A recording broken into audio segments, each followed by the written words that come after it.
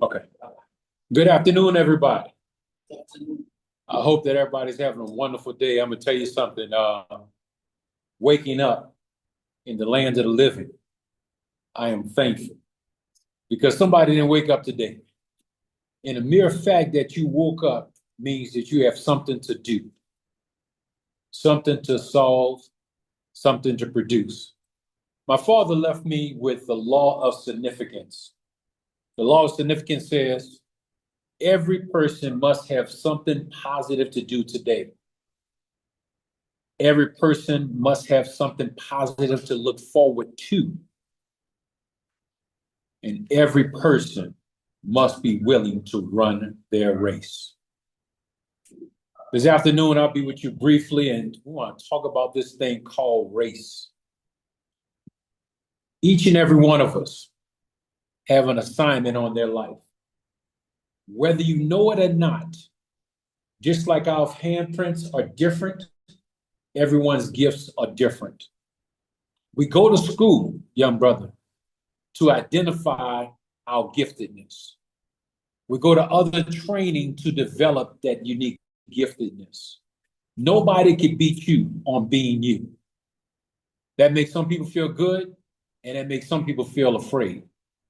Right now, 38% of the youth of this world come from the continent of Africa. And people are trying to figure out, how do we contain the intellectual explosion that's going on the continent? Your job is to ignore the noise. There's a lot of propaganda that's going to be coming out. The same way the West has attacked the diaspora, those who've been displaced from the continent, have got them into a psychological maze of running but not going anywhere, of doing but not being productive. How do you avoid that? Number one, the reason why there's a diaspora is simply because we were brought to America because of our intellectual capacity. But America tried to flip the script and say that wasn't so. My roots, my DNA is from Cameroon. My father's side, my roots are from Burkina Faso. We came through the ports of Charleston, South Carolina. We were made to do forced labor. But the reason why we were brought there is because from Cameroon, we're engineers. From Burkina Faso, we were agriculturists. So we helped develop America. But because of our giant, expansive intellectuality, they had to limit us. And from that standpoint, there's been one thing that we've been dealing with globally that's very important to understand. Nobody can beat you at being you. If you understood your uniqueness, you would never have a bad day the rest of your life. Your uniqueness is this: you're endowed by your Creator to do powerful things. You are supposed to be on this earth to dominate. If you're not dominating, it's just halftime. I don't know if you've seen halftime in football before. It's just time to sit down, reflect, and recharge and go back out there and attack. We should never be in a situation where we feel bad about circumstance. We never get bitter, brother. We always get better. We reflect on it. You are the answer to the problems of this world. We are in a situation right now where the playing field is level. The playing field, because of AI, is level, family. The playing field for innovations is level, family. Entrepreneurship, when I come to Africa, I get reinvigorated. Why? Because I see entrepreneurs everywhere. I see people with jobs, solving problems. And this is what I want to convey to you. Each and every one of us have a gift we talked about. But the way we approach advanced studies, whether you're in a university setting, whether you're in technology, is this: what is the problem that resonates in your heart that you want to solve? In this lab right here, you should be developing skill sets to solve problems. The greater you solve problems, the better your compensation. What is compensation? Your financial reward. People will reward people that solve problems. In fact, this theologian said your rewards in life are determined by the problem you solve for others. If you want a large reward, solve problems. If you don't want no rewards, be a problem.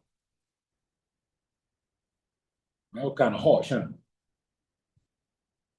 The West doesn't care about our feelings, but that's fine.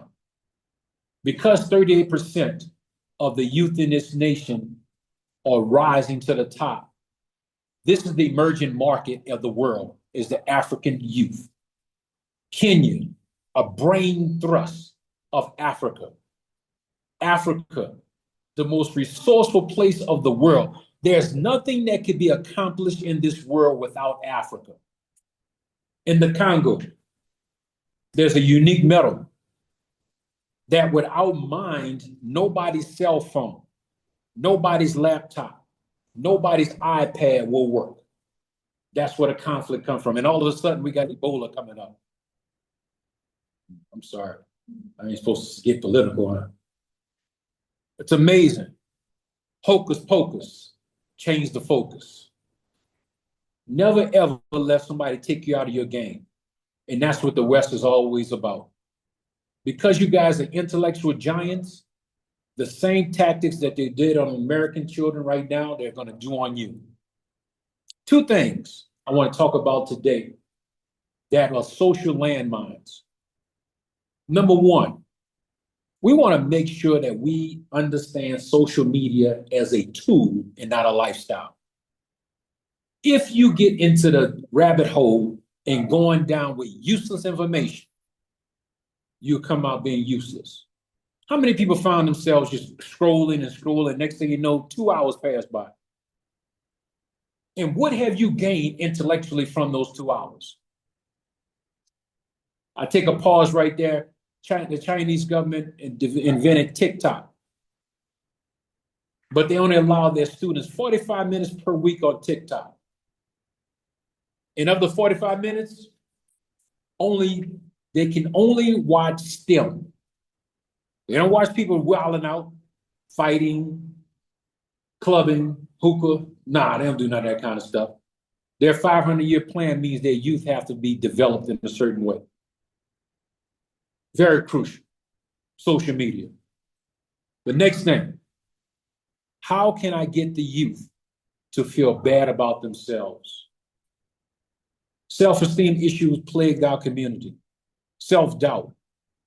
Am I doing the right thing? Do people like me?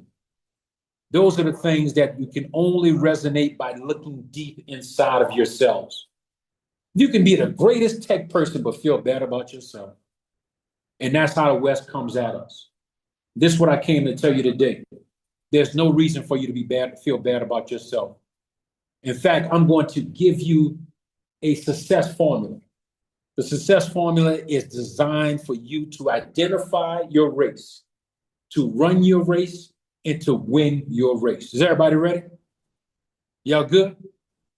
Number one.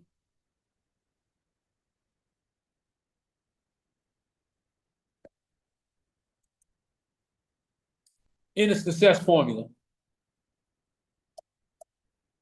look, I can advance it. In the success formula, there's a sigma sign, which is summation. It's a summation of various variables. There are three variables in a success formula.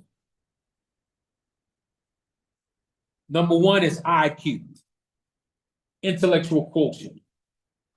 This lab right now does a great job of exercising your IQ, of developing your knowledge base. You go to school to develop that and expand it as much as possible. IQ. That's in the numerator of the success formula.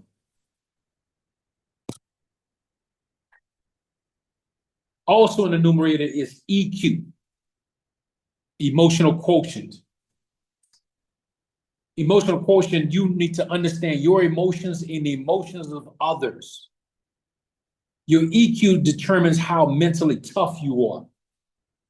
Your EQ determines how you self-regulate and how self-aware are you. Those two are the numerator. I'm sorry to get mathematical on y'all. I'm Shaun Lain, graduate of Morehouse College, home of Dr. Martin Luther King. Background is physics, minor atmospheric physics, master's degree in counsel.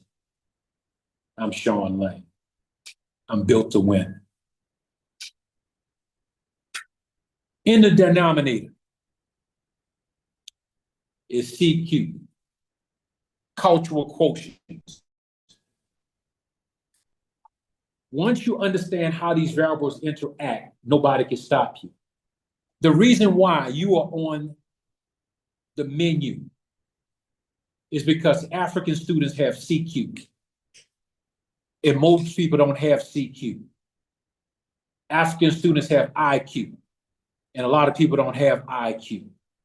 But what I've noticed over this last 2 weeks that I've been on the motherland is there is a lack of EQ for my African students that we're going to talk about today. CQ is where our self-esteem lies. That's in the denominator. If you look at a fraction, if I have 0 in the denominator of fraction, the fraction cannot be defined. If I have CQ at 0 in the denominator, that means you cannot be defined. That means your self-esteem is bare minimum. If I have 0 in the numerator, that means the formula is 0. Either option is not good. So therefore, we need to work every day to define that, refine that, and promote that. CQ, cultural quotient. Why do African students? Because you understand your lineage. Most people here know their parents. You know your culture. You know your history. American students don't have a clue. And that was done on purpose to strip us of our land, to strip us of our history, to strip us of our understanding, because we know people that have a high cultural quotient feel good about themselves. If a person feels good about themselves, they make great decisions.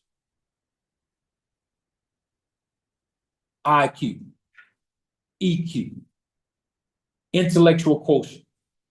There are 6 steps that I want you to understand developing this. Now I'm talking to techies. Why are we talking interweaving this liberal arts perspective in here? Because you need to be in a holistic environment. If you want to be in a Shiloh and just focus on one thing, then you cannot dominate the race that's set before you. This market right now, we need more VAs around Africa. Many corporations don't want to give you credit, but they want to be in Kenya. Corporations in America want to be in Kenya and Ethiopia and Ghana to take advantage of the intellectual capacity. Corporations in Europe want to be here to take advantage of you. But they can't do that. If we come to the meeting realizing that humanity is at stake, it must be equal respect for one another, then it's a win-win. Africans are communal people. What does that mean? We believe that everybody should do well together. Other people believe in survival of the fittest, meaning that they want to trump over everybody else. Our dominion is based upon us dominating individually to help others. Other people believe their dominion is based on them dominating you to suppress you. You understand the difference? So therefore, you need to understand other cultures. That's how CQ works. Not only you understand your unique culture, but you understand other people's culture so you can avoid pitfalls. Most people, when you shake their hand, you come on agreement, you come on one accord, this is what we're going to do, this is how we're going to do it, end of story. Some people don't operate that way, but if you don't understand their culture, you'll feel some kind of way at the end of the day when they don't pay you. But if you understand they shake it with their word and they want you to do a project, say, sir, I could do this, I could demonstrate this, but money is required up front. That's the culture understanding. That's CQ. Understanding your culture and the culture of other people. Your esteem up here, you can navigate other things so that you make sure it's a win-win situation. That's the denominator. I want to focus the rest of this time on developing your EQ. There are 6 important steps that we talk about. Now, I didn't know where I was going with this. We developed this over 26 years in working with 70,000 students. I am a serial entrepreneur. I have multiple businesses. My main business is college campus tours. I'm responsible for bringing students on college visits all over the world and teaching them college readiness, leadership, and life skills. That's what I do. That's my assignment in life. But that wasn't always my assignment. I allowed other people to take me off my game. Now, eventually I came back to what I was supposed to do, but it took a long time. And people don't have to do that. You don't have to take the long way. When I was 3 years old, how old was I, class? 3 years old. My parents would give me maps. They would give me maps to pacify me. At 3 years old, I knew all 54 countries. I knew all the United States. I knew the rivers, the capitals. I was passionate about that. I had this drive. I love the atlas. I love the maps. I love to figure out things. By the time I got to high school, we had to stand up and tell everybody what we're going to major in college. And I told everybody I was going to major in geography. And the whole class laughed. I didn't have the self-esteem to overcome the ridicule. What I realized later on in life, they didn't understand what geography was. So if something's not familiar with you, instead of embracing it, you reject it to hide your inadequacies. Didn't understand at the time. And so here it is. 26 years later, I'm a specialist on people, places, and events. I'm geography. What you were born to do has been speaking to you all your life if you learn how to block out the noise. I was there speaking to Daystar University students earlier. They said, Coach Lain, how do you block out the noise? That's simple. Get into your silo. Get into your space where you have peace. Remove distractions. And you will get the answer. You know why you're here. There's a certain reason. I walk like I know what I'm supposed to do. I don't walk with my head down. I did at one time, but now that I understand my assignment, that'll never happen. I would never let somebody get me out of my game. I'm better than LeBron James at doing what I do. I'm better than Tiger Woods at doing what I do. Bill Gates can't touch me at doing what I do. The same way I feel is the fear factor for the West on how you should feel. Nobody should be able to touch you at being you. When you are determined to become the best version of yourself, you cannot be stopped. And while you have temporary money issues, when you manifest who you are, money will never be a problem again. In fact, you'll be looking at people here, bro, take this. I got too much. Take that. I got too much. I learned a lot. When you're working in your assignment, you don't focus on money. You focus on the assignment. You have faith in God that he will produce the revenue that you need to sustain you. It's a faith walk. It's not a fear walk. In fact, the word tells us that he did not give us a spirit of fear, but of love, power, and a sound mind. This generation is dealing with double-mindedness, mental anguish, mental stress because of social media. Double-mindedness is this: doing things that you shouldn't do. That's what it comes from. You have an assignment to do, you procrastinate, you don't do it, you become antsy, panicky. Man, hold up, stop. Settle down. Settle down. Do what you're supposed to do when you're supposed to do it, and great things are happening. Developing is EQ. 6 steps to developing EQ. Yes, I did that full circle thing. 6 steps. This is the module that's missing in our community right now in Kenya. This is the module that's missing in Africa. 6 powerful steps to develop EQ, and then you've completed the formula and nobody can stop you. Number 1, the greatest skill that you can ever learn in life is to learn how to listen. To learn how to listen. Man, I said, what are you talking about? My family owned the largest transportation company in the States. In fact, the largest Black-owned transportation company in the United States. 2005, it was destroyed by something that you probably never heard of, Hurricane Katrina. The biggest natural disaster to ever strike the mainland of the United States. During that time, we did several women's Final Fours, men's Final Fours, 3 Super Bowls. The word tells us that your gifts will bring you before great men, and it did. We did one performance in which a young man wrote me a check at the end of the performance. When I talk about understanding cultures, this is important. He wrote a check for $24,000 US dollars, and he thanked me. He told me at the end of that, he said, listen, wait 3 days and cash the check. I waited 4 days. I went to the bank. The bank said his check is no good. I called him. He wouldn't answer the phone. I went to a friend of mine and said, I got played. She said, no. What did he tell you to let you know he didn't have any money? He told me what, class? Wait 3 days. I got hustled. Felt some kind of way. I went to my best friend, my grandfather, and said, Pop, I got played. He said, no, you didn't, son. That's tuition. $24,000. I learned. The greatest skill in life is to learn how to listen. We're just developing EQ. Number 2, control. An out-of-control person is a menace to society. You need to be under control. Never let somebody get you off of your path. When you know what you're supposed to do, you have to do it no matter what. In fact, any noun, any person, place, or thing that goes against what you're supposed to be doing is your kryptonite. Recognize your kryptonite. Your kryptonite could be a friend or family member. They might be relational, but they don't mean that they're promotional. Next.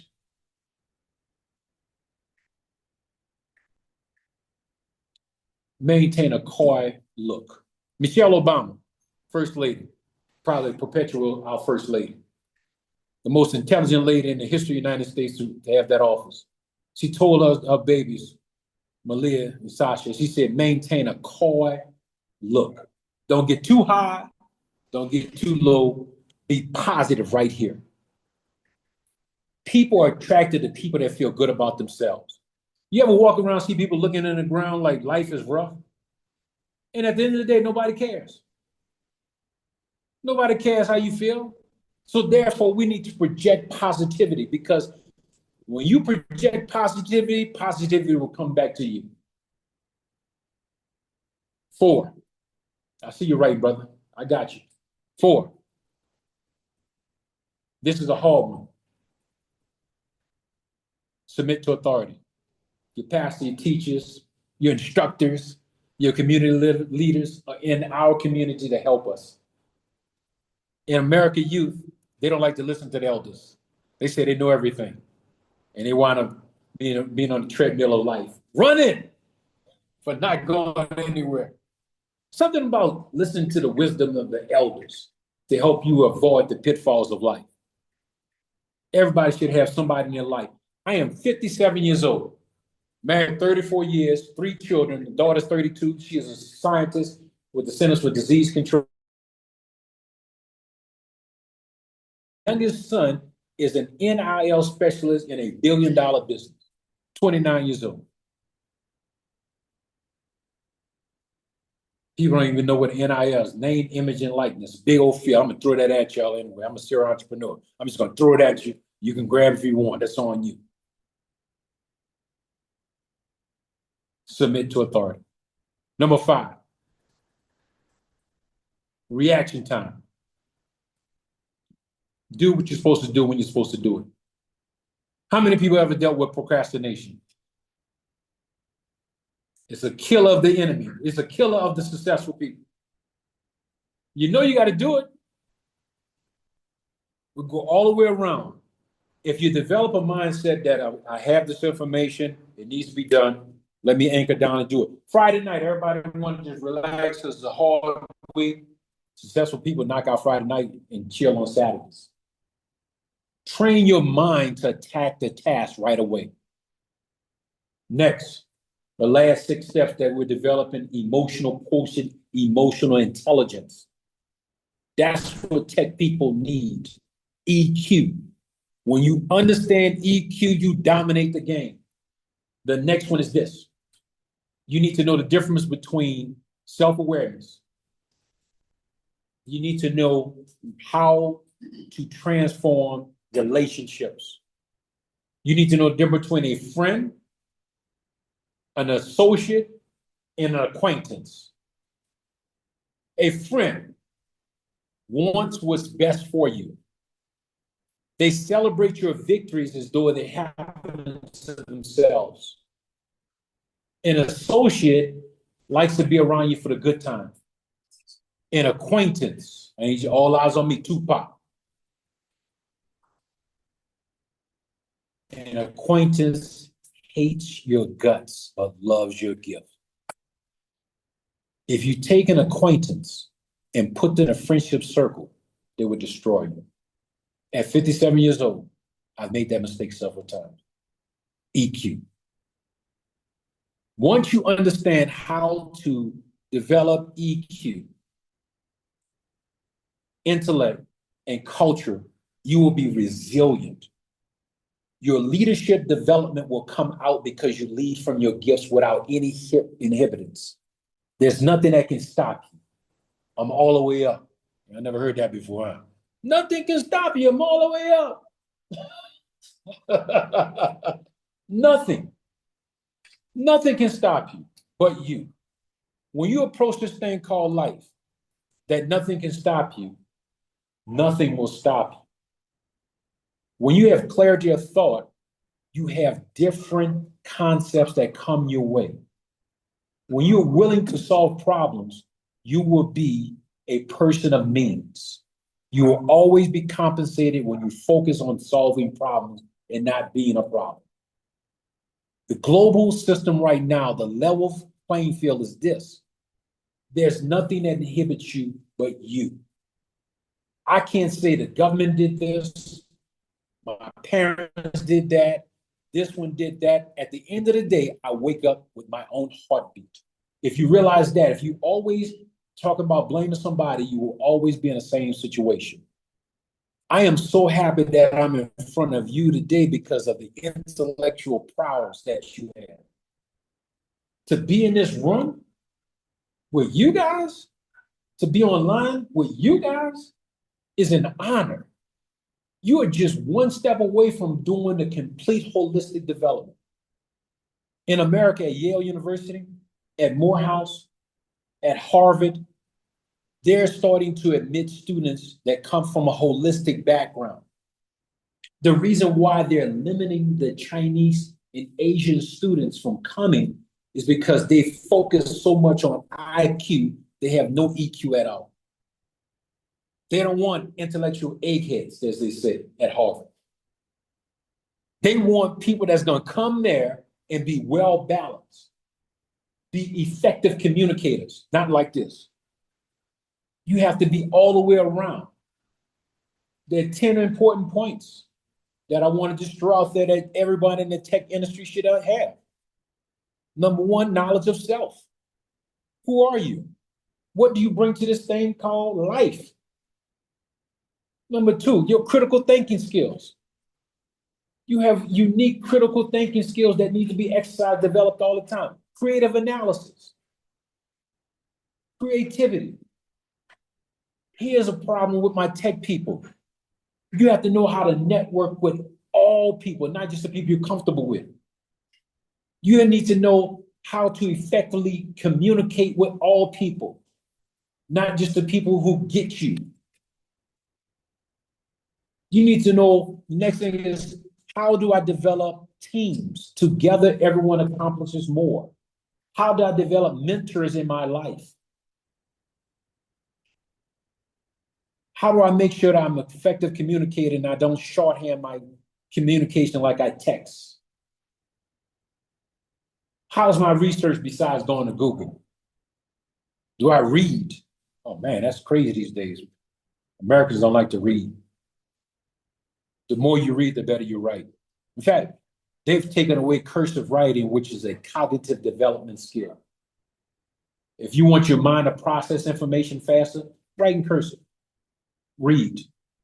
That's your development. We've taken that away. Another thing, I listed 10 things just that quick. The last one, I need you to travel abroad. I need you to expand your horizon. I need you to go to Mozambique, Botswana, Malawi, South Africa, Ghana, the Sudan, South Sudan it is. I need you to go to Ethiopia. I need you to go to England and France, to America, China. I need you to expand your unique skill set for the world. Your skill set is not just for this community. It's not just for Kenya, even though it is. It's for the world. Your laptops, the network has leveled the playing field. You are one step, you are one decision away from dominating all aspects. The social landmines that are here to control you and trip you up are afraid of you becoming you. Your greatness is already here. It's up to you to catch up to it. How can I make sure that you become who you're supposed to be by encouraging you right now to love yourself, to develop a self-esteem that cannot be constrained? Remember this. No child was designed to be a loser. No child was designed to have doubt.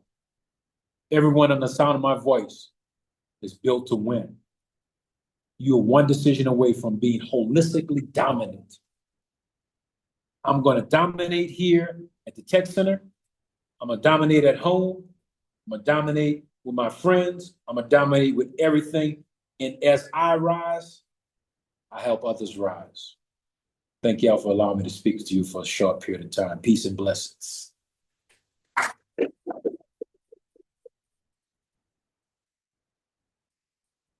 I want to pause there because I went from different notes and I want to answer any questions from tech to globalization to where do we go from here to how do I develop a business.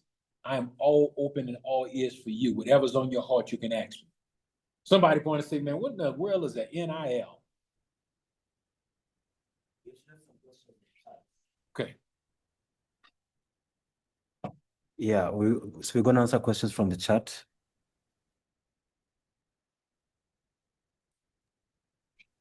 Question number 1.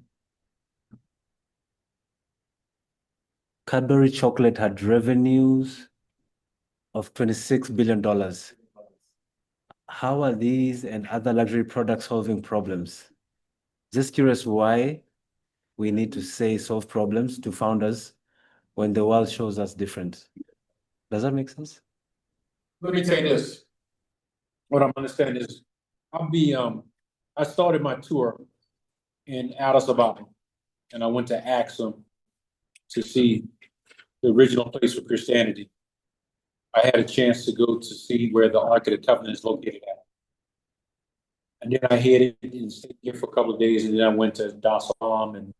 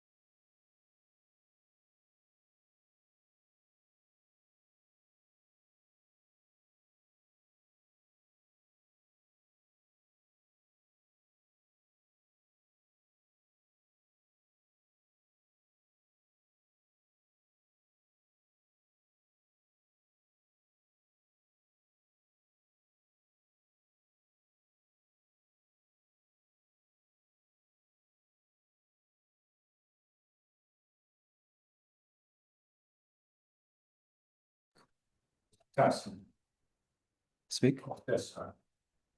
You're muted.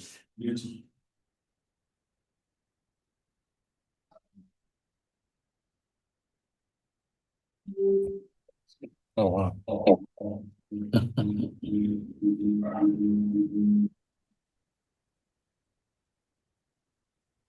As I said earlier, there's nothing that could be accomplished in this world without Africa.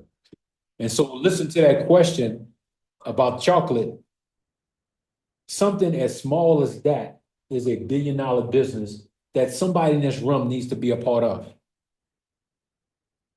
Somebody has the intellectual capital to help out Ghana and Cote d'Ivoire to make sure that they can start refining that information here on this continent without sending it to Europe.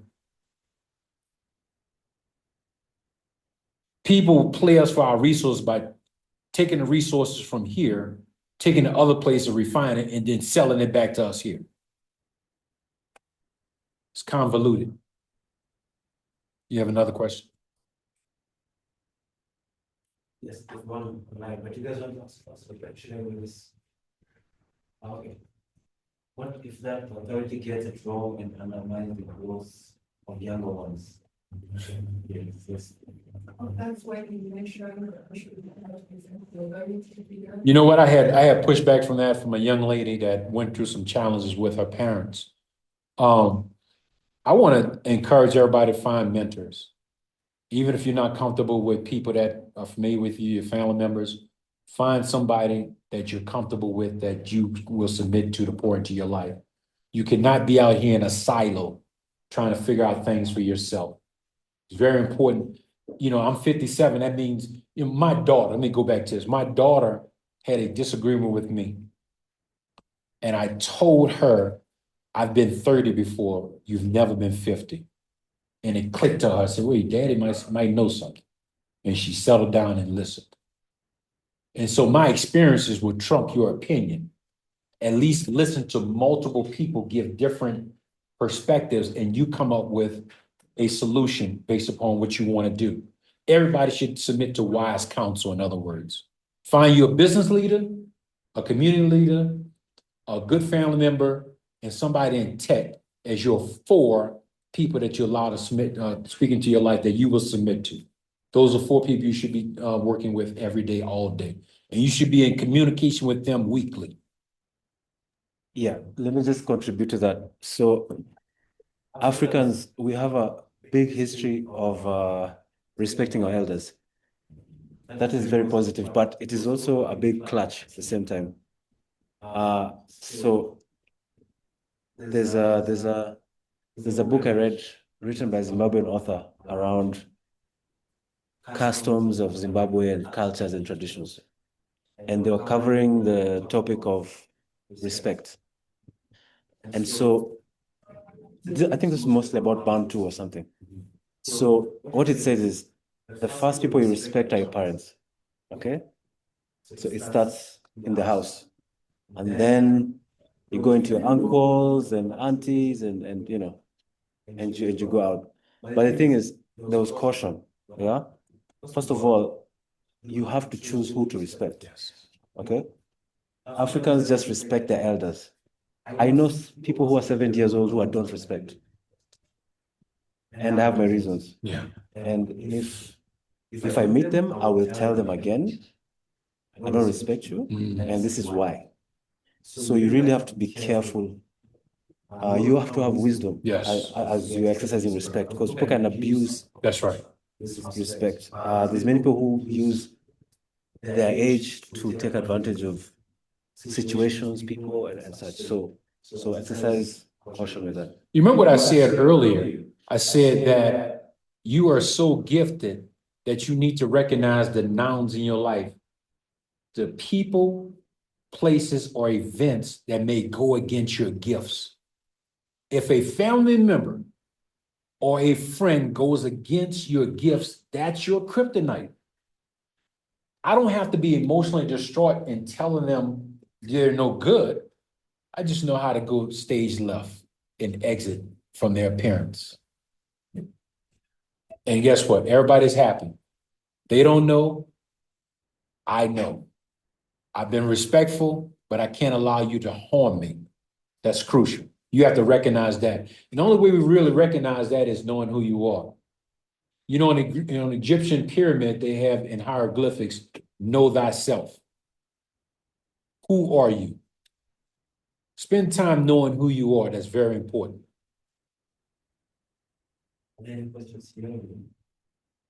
Yes, sir.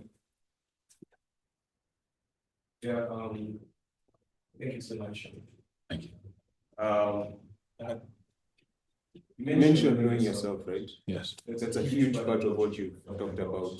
But there's a point where your identity can kind of limit you. Sorry, if kind of. Yeah, your identity is kind of limiting you. And you're it's kind of prohibiting you from taking certain actions, right? Because you've defined yourself in a certain way, so you put yourself in a box. How do you balance that with maybe there's a certain goal you want to achieve, and it demands that you be a completely different person? I hope you're getting my point. I hope you're getting what I'm asking about. There's Do you have goals an- in life do you have that an you want analogy? to achieve, but it may take you away from your identity. It's the other way. Your identity can prevent you from achieving. Yeah, your goals. Do you have an analogy, maybe like an example? So for example, in networking, right? Maybe there's certain groups of people you've said you won't want to hang around. And maybe that's the group of people that have a certain unlock for you. You get? Yeah. So you say, I'm not going to hang around those people, but maybe that's the group that might actually maybe have a contact or have some certain information or something of the sort. Yeah. So how do you balance keeping your identity, like remaining true to yourself, and also like kind of being open-minded enough to be able to get that unlock from that specific group of people? Let me tell you, Muhammad Ali said that if he sees a group of snakes coming, he just don't try to identify one that might be friendly because they're all at the end of the day are snakes. And he said he didn't want to be in a situation where he took a chance. When you recognize that something is not good for you, you cannot say they may have an advantage to help you down the road, because at the end of the day, a snake is a snake. If I want to be in a certain environment because they can help me advance, but yet they might not support me, at the end of the run, it's going to wind up hurting you than helping you. It may seem good in the beginning, but at the end, it will harm you. You have to flesh out your uniqueness. Anybody that comes against it is not for you in the long run. Maybe short term, but not in the long run. So you might be in a situation where you know who you are, but other people that may go against your uniqueness are not totally for you or in your corner. But you need to be a part of that in order to get certain things done. I'm not sure that I would sacrifice myself, because that's where we come with mental health, confusion, everything else, because it causes double-mindedness. When you're doing this, when you know what you're supposed to do, as opposed to doing this to appease other people, there's confusion in the middle. And you might not recognize it now, but now you're confused. Run your race. And eventually, opposition will either do one or two things. Either they're going to support you or totally go against you. But run your race, young man. No matter what, brother. You don't need the people you think you need. Because the people that we thought cannot help us are waiting to help you. I hope you got that. I hope y'all got that one, man. I've made a mistake. I made a mistake in business-wise associated with people that I thought could advance my business, and it was sabotaging my business. And then I shunned the people I thought could not advance my business when they really wanted to help my business. I made that mistake. Sometimes the glitter is not gold. It could just be fog in the shower.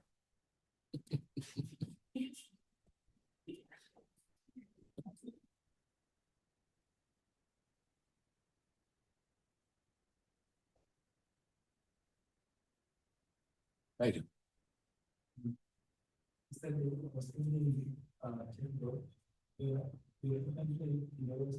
That managed to raise $1.1 billion in VC. In VC, I mean, in just 1 week. So, because it is, so also the thing that I like about America is the look at the business, and you can turn everything into a money making machine. So the question was, what is it that Americans and the West, especially America, that understands about the business, that we can turn any solution into a global company that we can understand that. Because most industry market on the way in the past going to migrate out US because being in Africa, the process of moving and the system is very poor. So if you bring Africa and you're brought in the US, you have experienced how the world does things, and when you come back to Africa, how do you compare with it? And really, most of them are taking that want to change the one that we talk. So I can say, what is the secret that we share with us? That's an excellent question, brother. Excellent question. And in order to delve deep into that, you must have a historical framework. When you look at STEM, science, technology, engineering, and math, in 1865 was the end of the Civil War, in which the enslaved from the diaspora were released. America had a problem. America's problem was, what do we do with these intellectual giants? We were STEM. We are STEM. We invented everything, but we could not get patents to take advantage of it. So other people would put their names on African-American inventions and become wealthy at it. There's a company called Sears and Roebuck. Sears was a business owner. Roebuck was the man who built everything. Sears partnered with Roebuck. It was Sears and Roebuck became $1 billion business. And then the family of Sears eliminated Roebuck, and it was just Sears. That understanding allows you to understand what the West does. The reason why you see multiple billion-dollar businesses, let's say million-dollar businesses, because people know how to do talent acquisition. They know how to go and get people that do certain things to take advantage of their intellect without proper compensation. Remember what I said earlier? You want to do a win-win. Oftentimes it's not a win-win. So what it's done, if you look at it, if you look at all the systems that's in place, if you look at GPS, the inventor of GPS was African-American. He didn't get compensated for it. You ever seen a red light? Gary Morgan, African-American, invented that. He invented the gas mask for the military. Never got compensated for it. The light bulb, Thomas Edison, Gary Morgan. He had to sue Thomas Edison to get rights to it. What I'm trying to tell you is this. The West needs people like you that want to work for a cheaper price to produce them, to make them global giants, and don't have the intellectual capital that you have, but will financially take advantage of you. And so here it is. What do they have? Self-esteem. What do we have? We want everybody to win and smile and be our friend.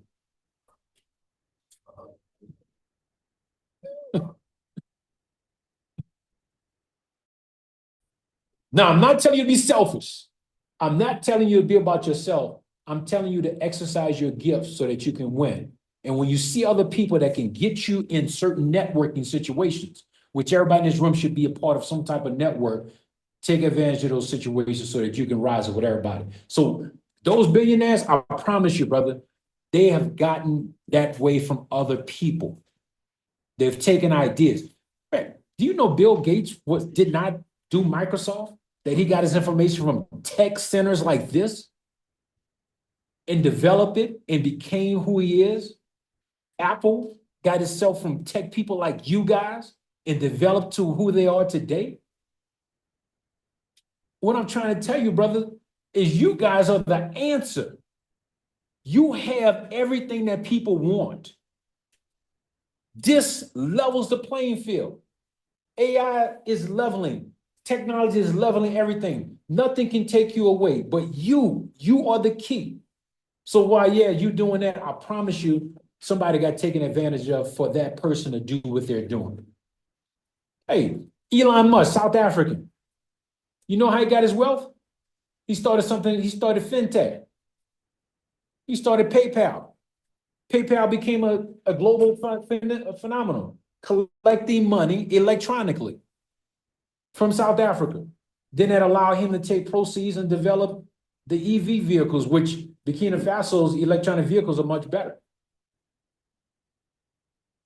So people would take systems that you develop and monetize it differently. So brothers, while y'all in y'all silos producing different concepts, make sure you protect those at the same time, because somebody's lurking around there. That's their job. Their job is to see you and not compensate you. Everybody's not your friend. Let me just say that. Is that fair? Great question, brother. Don't be fooled by the glory until you know the story. It has online, people are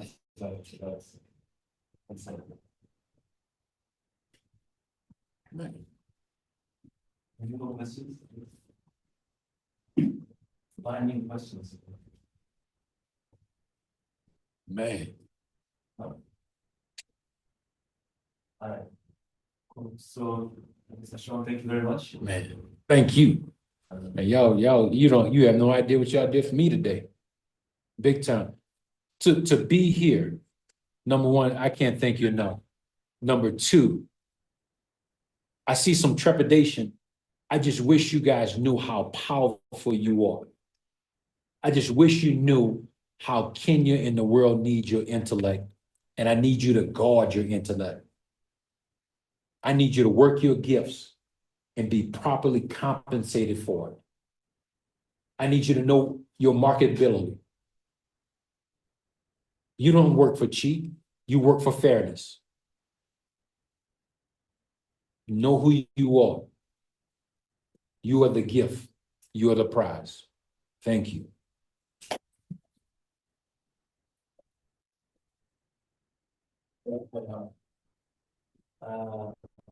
I'm going to invite you to.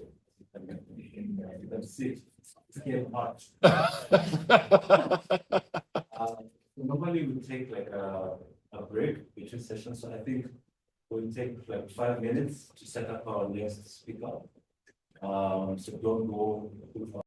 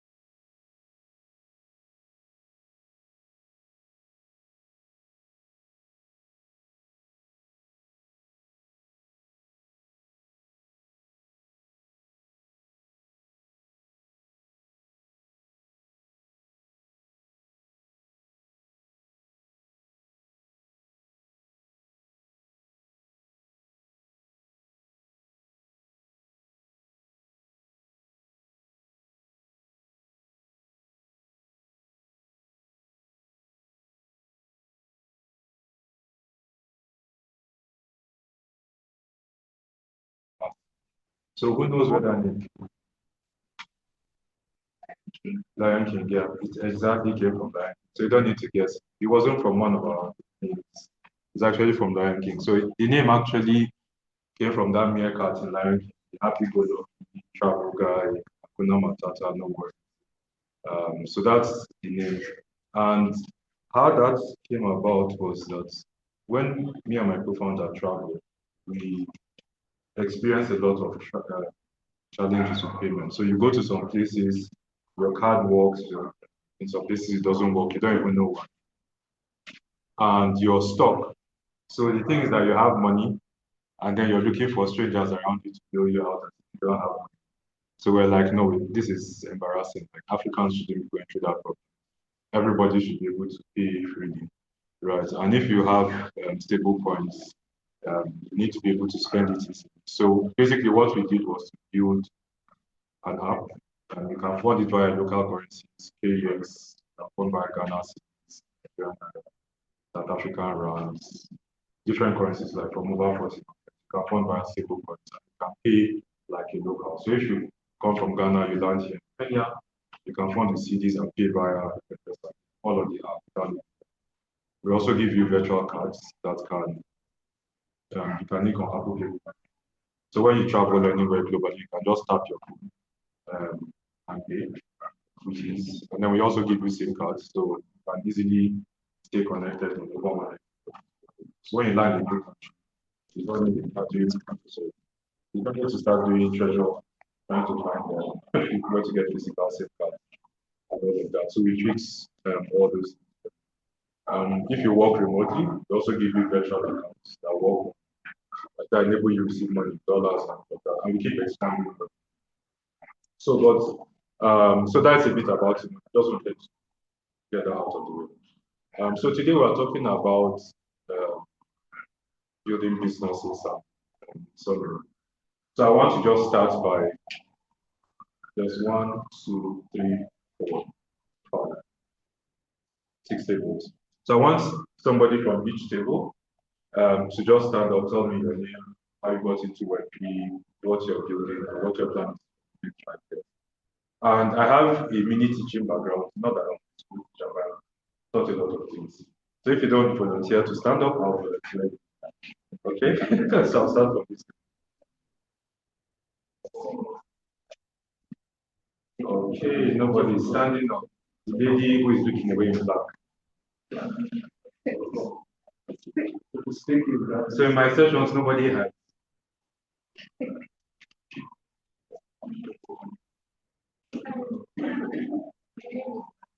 Sorry, 1 second. We just finished the session on leadership. I don't know. You guys don't know. I don't know this. He doesn't know me, so I know. When you speak, can you hear me at the back? I want you to speak with confidence because it's even part of the business. You could sell trash, but if you're speaking confidently, people will buy it. So I want you guys, if there's anything you take away from this session, speak confidently. If you're going to build a business, speak confidently. So speak loudly so that maybe somebody who is outside that door can hear. So try again.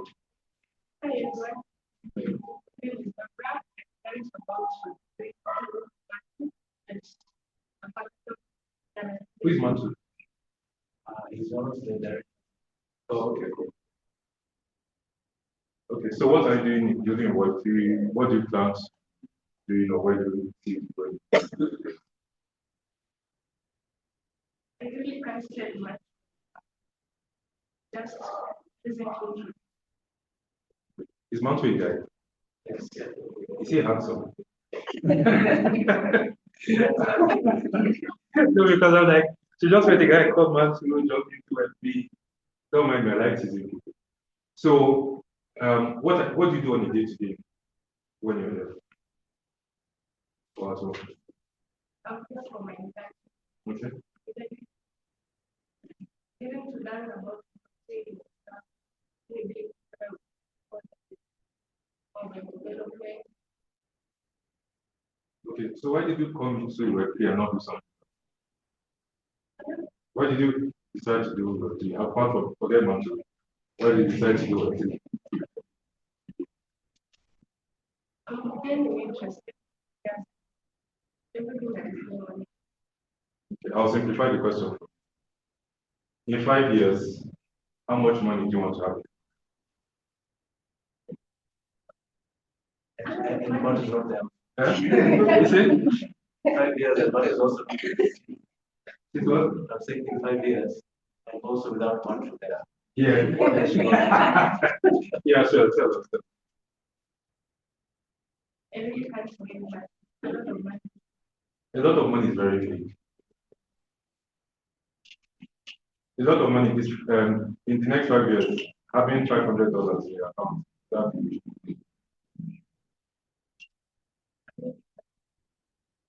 $500. I mean, a million. You don't like money. I said a million. $1 million. Okay, fine. Hold on. I know this was hard for you, but try. Let's give a round of applause. Who's saying? Tell me your name, how you got into Web3, what you're doing, and where you want to see, where you see yourself in the next 5 years. And please speak loud and confident.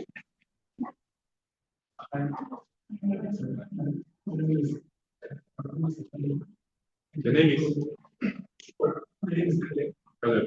I'm struggling to hear you. I know you can hear me like. I'm struggling to hear you. So, this is kind of, and then Quotient in, and it was something we had. So, but then, and then there was an event, and So you went for the free food. That's a very modern statement. Carry on. so, I know most of you are most of you are familiar with. So, at that time, it was in for, for, and the result was, and then on, I tell you also by, and that's how. So, yes, as of today, I will be the space for around 1 year.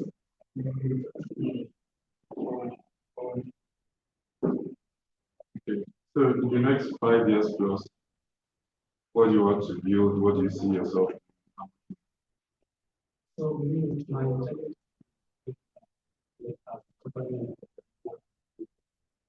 Okay. That's still very big. What kind of company? What products? Services?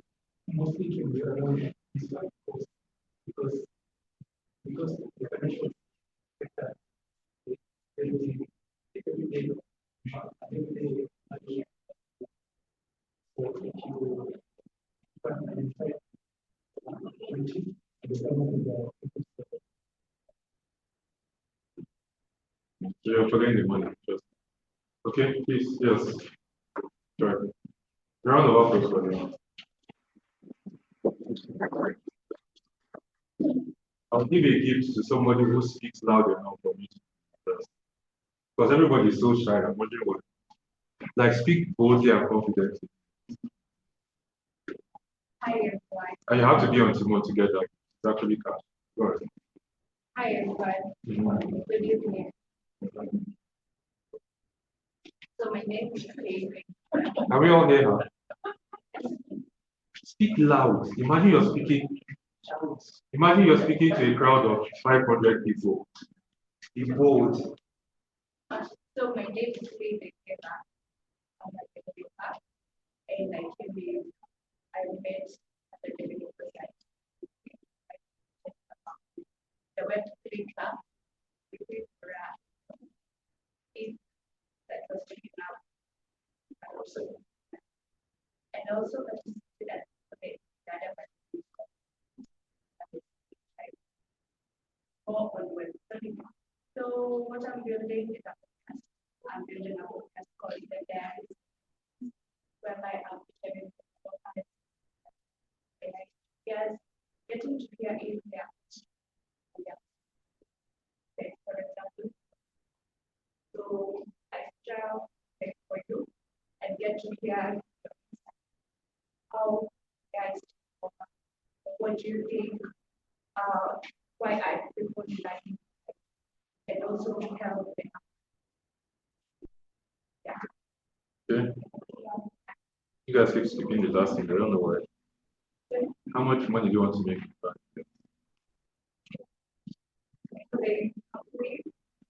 For what? But they know the podcast. Okay. I don't know. I'm helping out with brand sessions.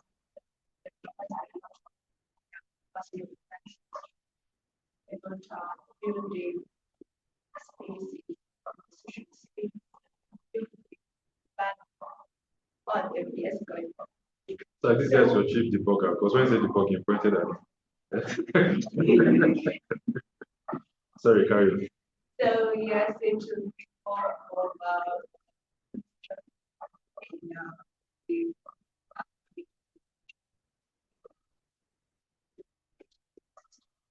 Okay. Well done. A round of applause for her. Next step. Go volunteer. Yeah. Go ahead, go ahead. Yeah, so the next 10 years, I want to build a family. The family. Yeah. Like your own family or a web family? Like a wife, Oh, the real one. Okay.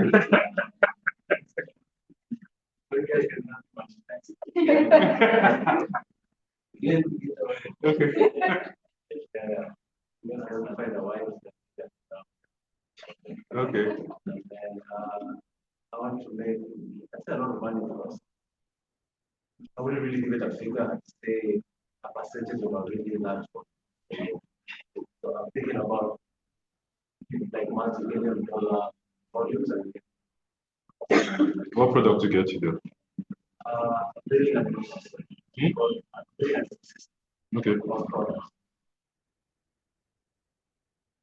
To be honest, I don't know what that means, but let's carry on. Okay, give me a Apple Mhm. is an ecosystem. Mhm. Macs, books, iPhones, because a physical products, software, and they are all together. Another example of one is Google or Microsoft. So, tech products that are similar to what Apple has done. So not really. So my product will be focused on Community. communities. So think about Kenya, for example. Okay. So how can we have rich products that provide value? So think of like an investor, Mm. finance, maybe with POS.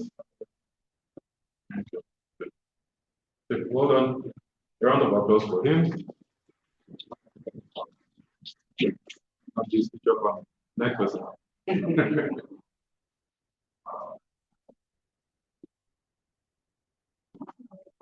Yeah, you can stand if you want. Hello, everyone. Hello. My name is Jim. The fourth of that is trying to build a house. You what? We're building a platform of traditional SMEs department. So, this one.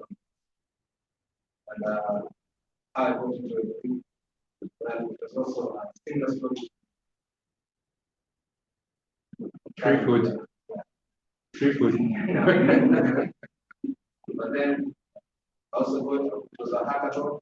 It was free food, and I learned a lot of I say right here, I think is one of them. So got into hotel, talent, and got to learn about it. The next like 5 years when I see myself, I see myself as someone that's impacted future payments. Economy in some way, like people who come from this just by allowing me to this using the features and reviews.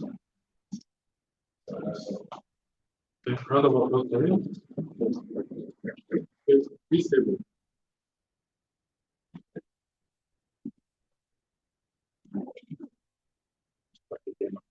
Who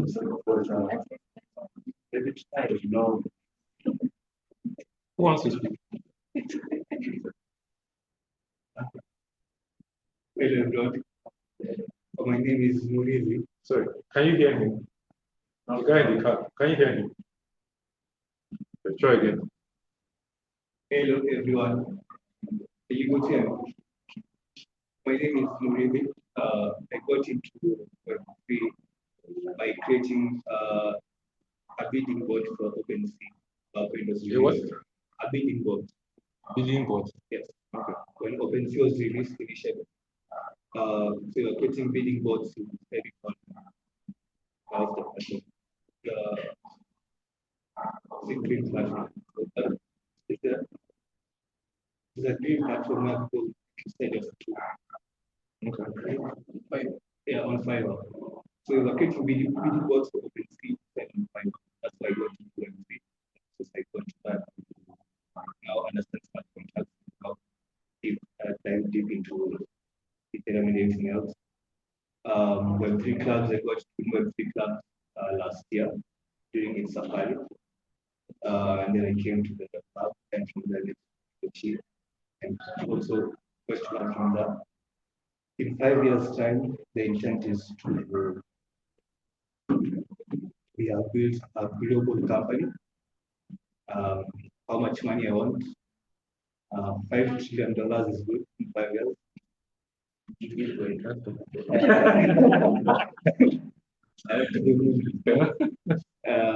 Currently, the intent is to merge the business enterprise software with intelligence automation.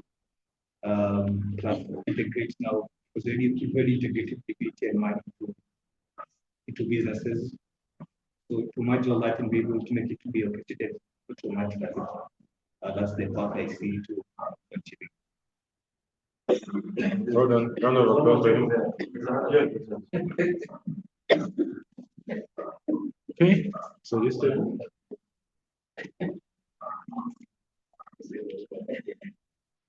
So, hi guys. Hi, my name is Sunil. I'm a student.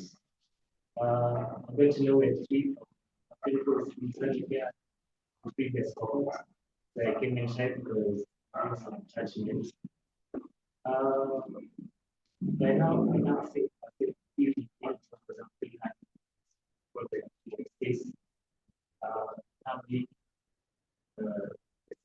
because which I want to articulate.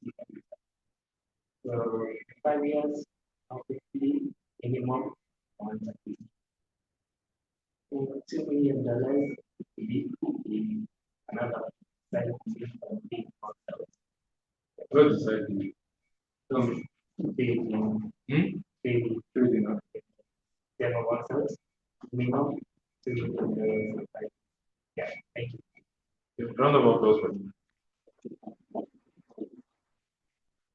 Okay, so why I started with this exercise,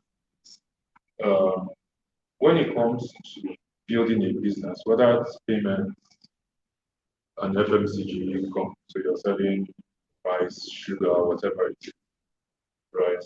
The very first place you need to start is from a deep-rooted problem that you have faced yourself, and you validated that a large enough amount of people have faced, right?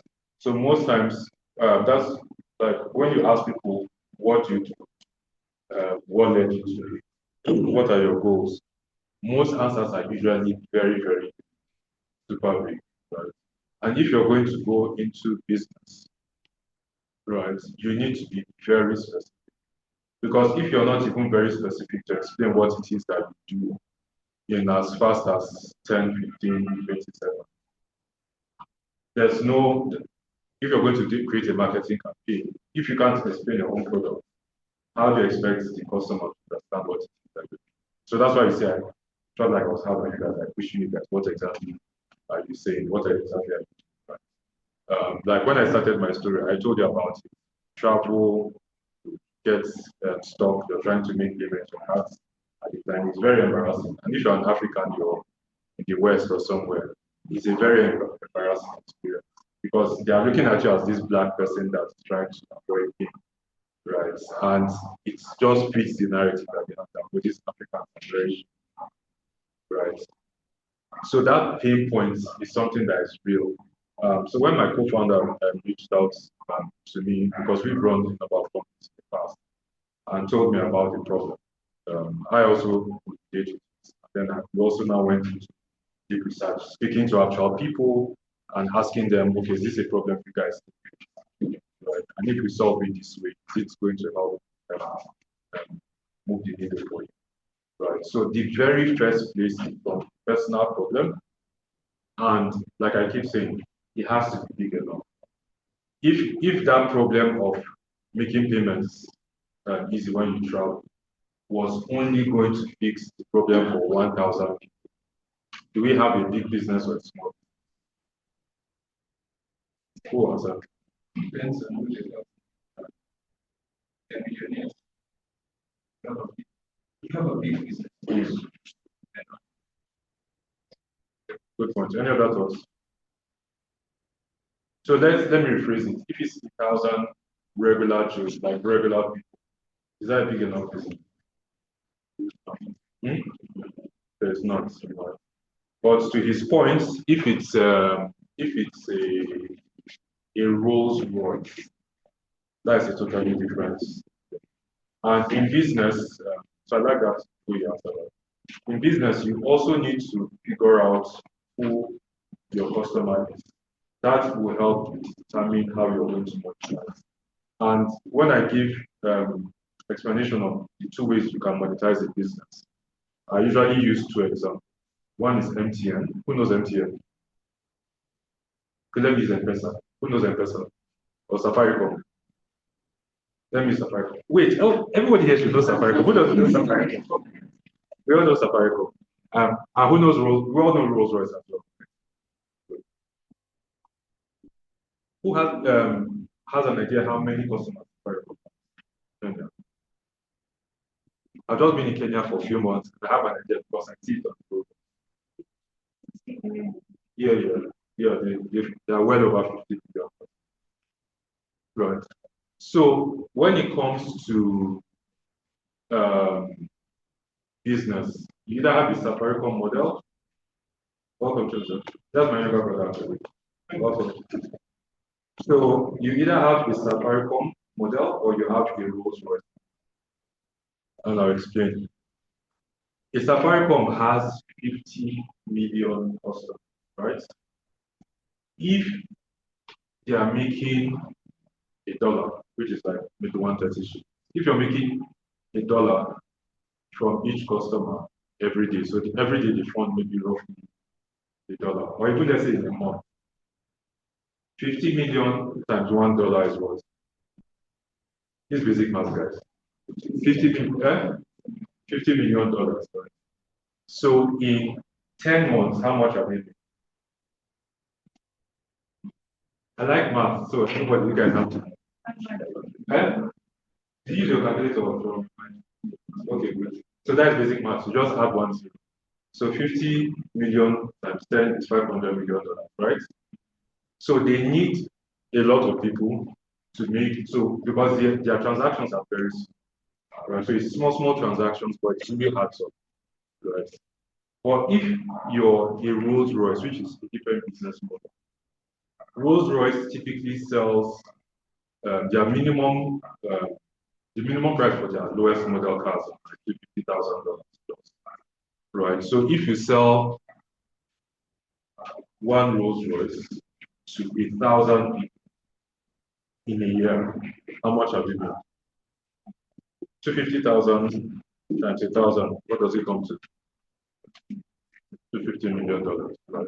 So you see on one spectrum, you have a Safaricom that needs 50 million people to get them to 500 million. Yeah. And on the other hand, you have a Rolls Royce that for just 1,000 people, right, they can get to revenue of $250 million, right?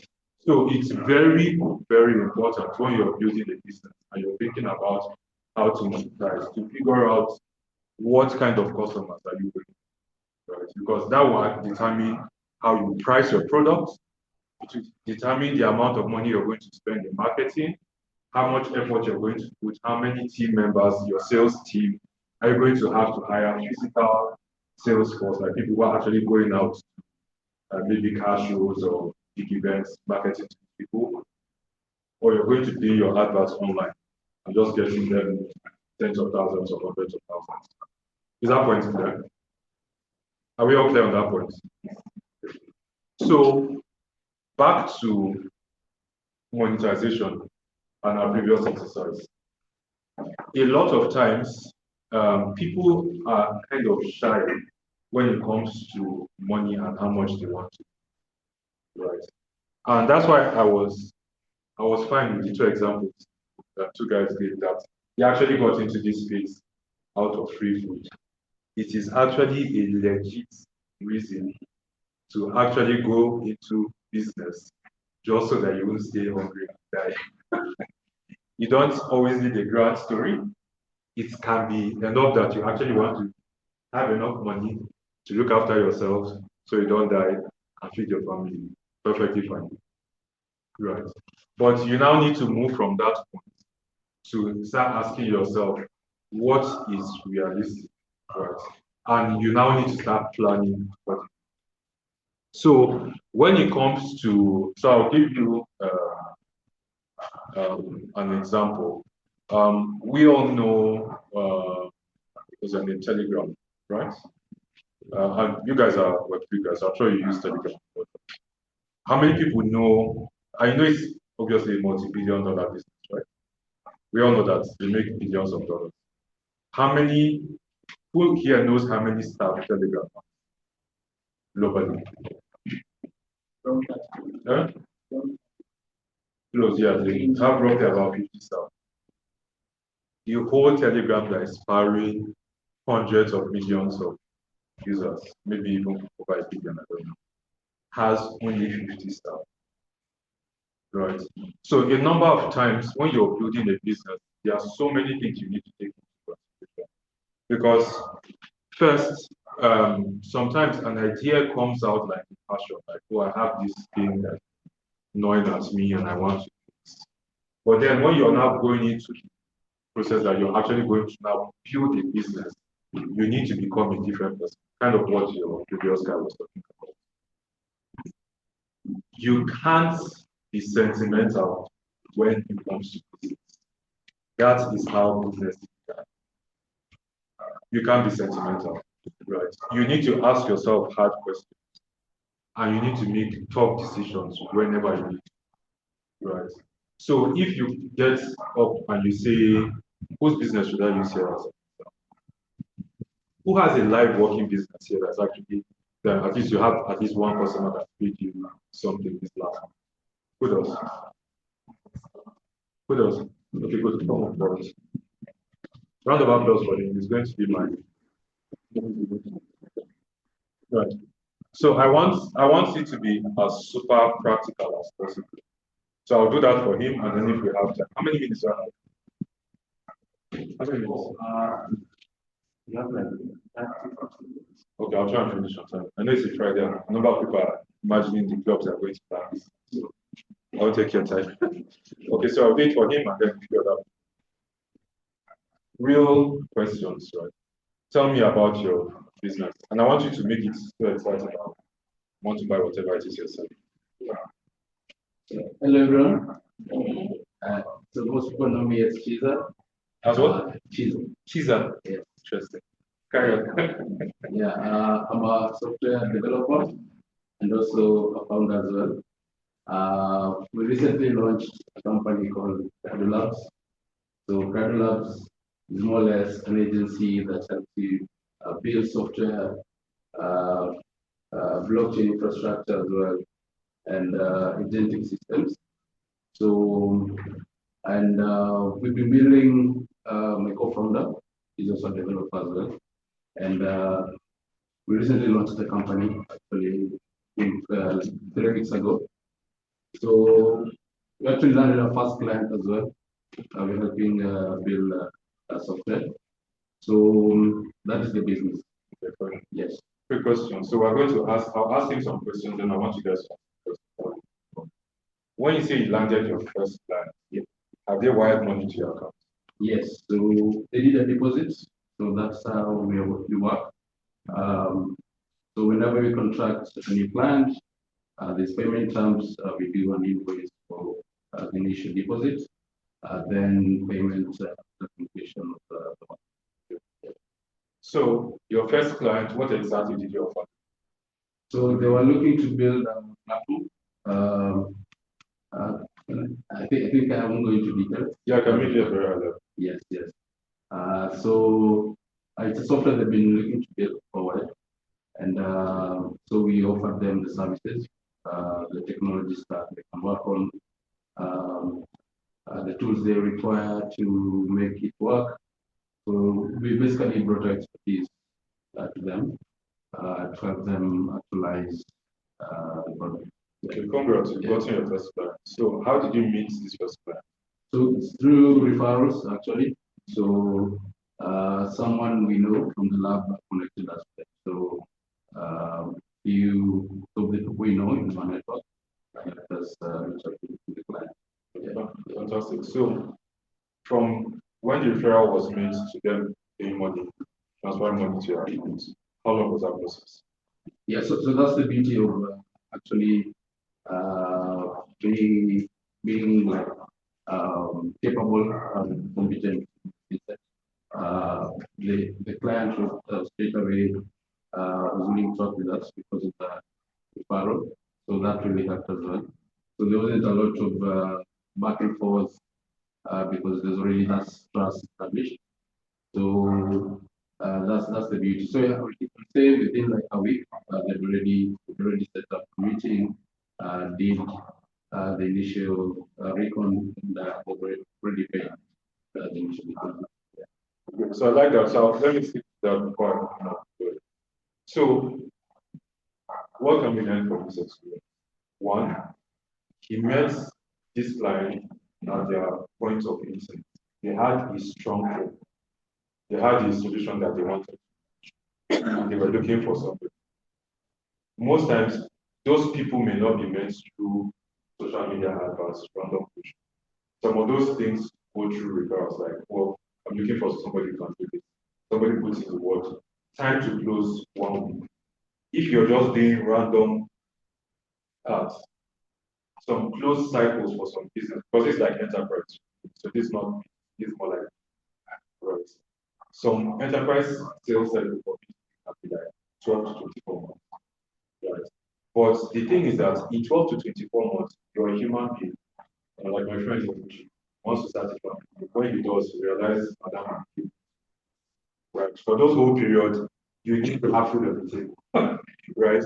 So in business, you want to optimize to get to the point of when do they need your product and sell to them at low cost. So you're not waiting for us. We have stands at the airport in Nigeria. We're going to do that.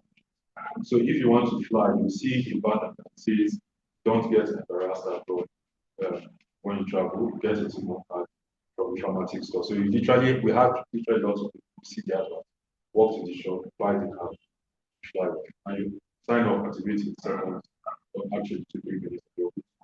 Right. So what he did is brilliant, and we cannot learn from that. He went through a trust level because Africa is a very low trust environment. So when you want to monetize, you need to fix that trust level. Right. A lot of people are still on Safari. Like how many of you are on Safari? Most of you, like at least 90% plus. How many of you would jump switch to the new network that does that? Very few people. In fact, nobody's raising their hand. So trust is a very, very strong when it comes to sales. If people don't trust you, they won't give you their money. So in anything you're doing, when you're building a product, you always need to keep that. How do I build trust? that could be through like a video. They want in the podcast. Right. So you need to be putting out stuff out there. So if you go on our page, you see we're very active on Instagram, we post articles on LinkedIn, so it helps you thought leadership. You need to be out there, go to events, like we're here now. Different things. So you need to figure out what's that channel that brings you the most money very fast. We also have seen in our business that in Nigeria it's Snapchat and in Kenya it's TikTok. It's where people go to hear or find out about new things. They hear from an influencer, they trust that influencer, they sign up. So we double down on that. So very, very important. That's what he has done. He's figured out his circle of his fastest way to revenue is referrals. So now I like practical sessions. So I didn't plan here to come here with slides. Don't run away. You're a business person. Get ready. I want 2 or 3 more people to ask him questions that you want to learn from his experience that is akin to a pressing problem you have. If you can't answer, I'll jump in. But I want people to ask him. He's done something. He already has a business. He has money. Some people are still in the learning phase. Some people are doing businesses. So let's share ideas. So questions from any section. Who has a question, please? You guys, nobody wants to win my money today. Start. Like, you guys need to speak up, be bold, sound out, like take your volume up and speak. Your volume is still same level, okay? You said that you Yeah.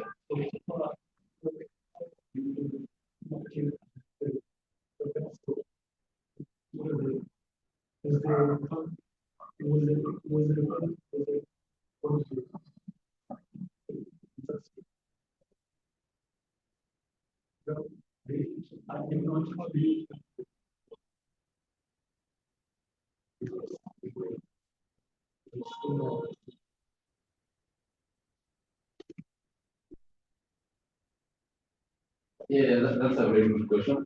And so the first client we got was through someone we know in our network. So actually, right now, this week is when we are doing the marketing strategy and how we are going to do it to approach the market. So that is something we're actually working on right now. And what we are planning to do is so initially, since the team is full of us, we're not yet going to hire like that BD for that right now. So we're going to do it online, definitely do some ads to be able to at least push out of there that this company exists and we are doing specifically with so there's that online approach. Then also depend on our network as well. So word of mouth, like right now, all of you know that we're building software, so you can reach out to us as well. So I think it's something we're working on. We go along building the company. So yeah, so it's something that. Okay, great. So I'll touch on, okay, before the next question, I'll touch on some. So he mentioned how many people are on his team. Who knows? He mentioned, he gave an indication of how many people. Who knows? 2, right? Great. Him and his co-founder. And that is the very best way to start. You never want to start with a number of people. When we launched the business, actually we incorporated in 2023 and then started doing compliance with the banks and Visa and launched September 2024. For the very first 6 months plus, it was just me and my co-founder. He was writing code, I was running ops and started marketing and all of that. First place was WhatsApp. So we're just posting stuff on WhatsApp, hey, we're building these products and all of that. So the very first people were family friends, different people who just started signing up and all of that. So you typically don't want to just go and say, I've started this, I want to hire this. Right? Because the very first salesperson is the co-founder. You need to be able to sell your product. Right. If you can't do it, hiring somebody won't fix it. Hiring a marketing agency, a growth agency is not going to fix a faulty product that you can't sell yourself. Right? So it's very, very important. Right? So keep your team in and then do it yourself. And why that happens, why that's important is that as the business grows and you start hiring people, you're definitely not going to get hiring 100%. In fact, everything in life you can't get 100%. Right? A lot of things are going to be.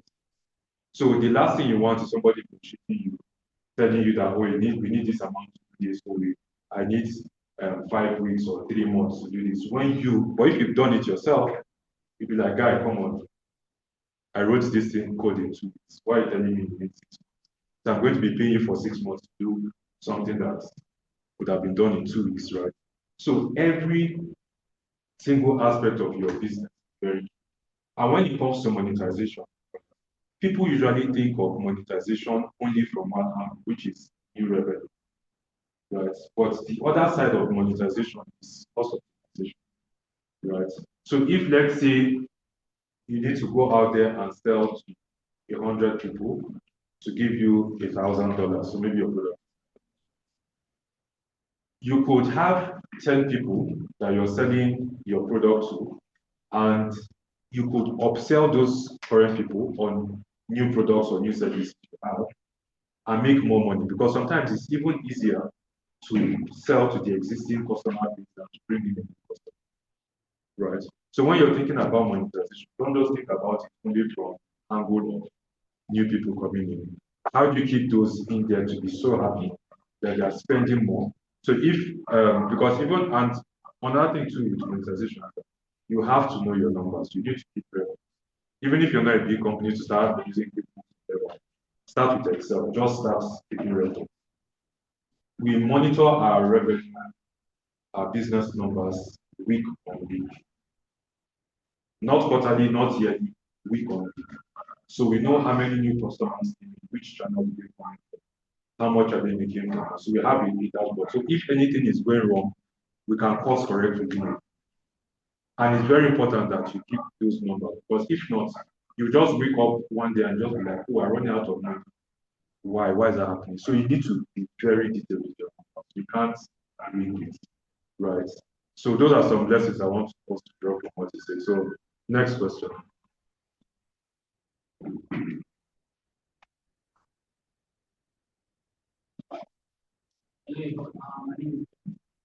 Can we hear him? My name is Shaun. So I have a question. The way we I give up my something.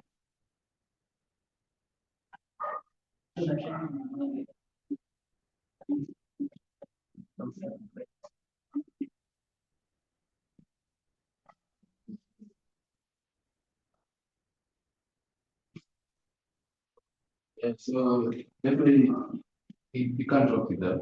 So if someone wants to like undervalue what you're doing, there's no need to work with them, to be honest, because you're also creating value.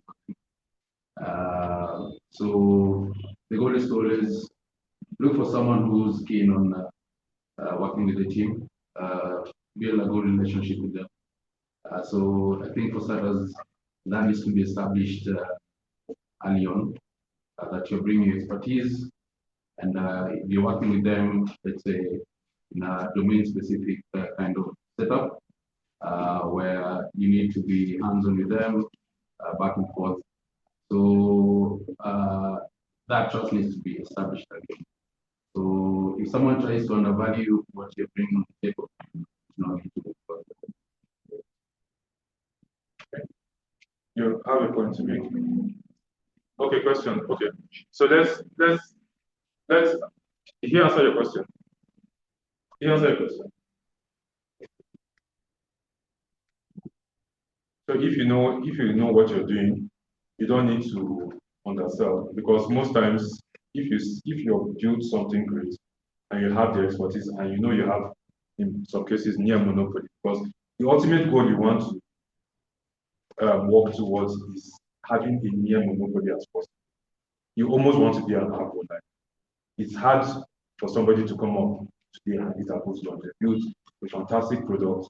So even though the bill of quantities for when you do a cost breakdown, every single calculated item is roughly about 169 to 209, no matter the model, right? So, but over the years, they've taken it up from $700, $800, $1,000, $1,200, or whatever, just because they do such a great product and they build that much where everybody sees it as a status symbol on an iPhone, right?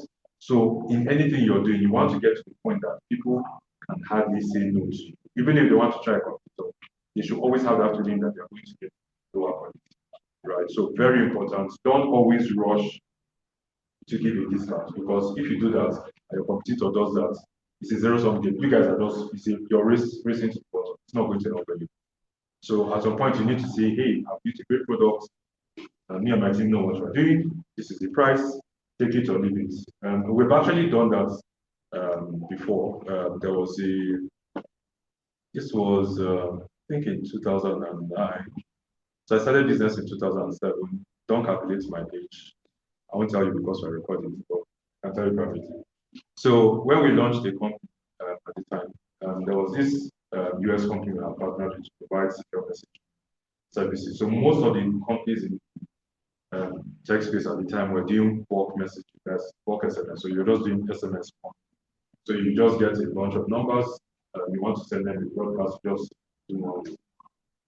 The people who were doing two-way were like the mobile operators, but the challenge there was that they were using short codes. So short codes are 3 or 5 digit codes, like text this to 131, text 35.